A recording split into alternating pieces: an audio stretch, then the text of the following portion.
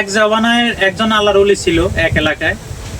সেই এলাকারই একজন ওই আল্লাহর ওলি সব সময় গীবত করত, সব সময় অন্য জায়গায় সমালোচনা করত। আল্লাহর ওলি ব্যাপারটা বুঝতে পারছে, আল্লাহর ওলি তাকে হাদিয়া দিত। সে আল্লাহর ওলি সমালোচনা করতো, গীবত করতো, আল্লাহর ওলি তাকে কি করতো, হাদিয়া দিত। এক সময় সে নিজে মনে মনে ভাবলো, আমি তো নিমুখ হারাম, আমি তার বিরোধিতা সমালোচনা সারাদিন করি, সে আমাকে হাদিয়া দেয়, আমি আর তার বিরোধিতা করবো না। অবশেষে সে আল্লাহর ওলির বিরোধিতা করে না, কিন্তু আল্লাহর ওলি হাদিয়া দেওয়া তাকে বন্ধ করে দিছে।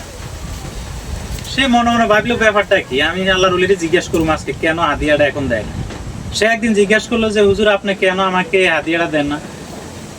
কয়েক আগে তুমি আমার উপকার করছো, আমিও তোমাকে একটু উপকার করছি। তো হুজুর কেমন? আগে তুমি আমার গীবত করছো, সমালোচনা করছো অন্য জায়গায়, সেই কারণে তুমি আমার গুনাহ তুমি নিয়ে গেছো, সেই বিনিময়ে আমি তোমাকে কিছু হাদিয়া দিলাম, কিছু টাকা দিলাম। এখন তো তুমি আমার গীবত করো না, সমালোচনা করো না, আমি কেন এখন তোমার টাকা দেব?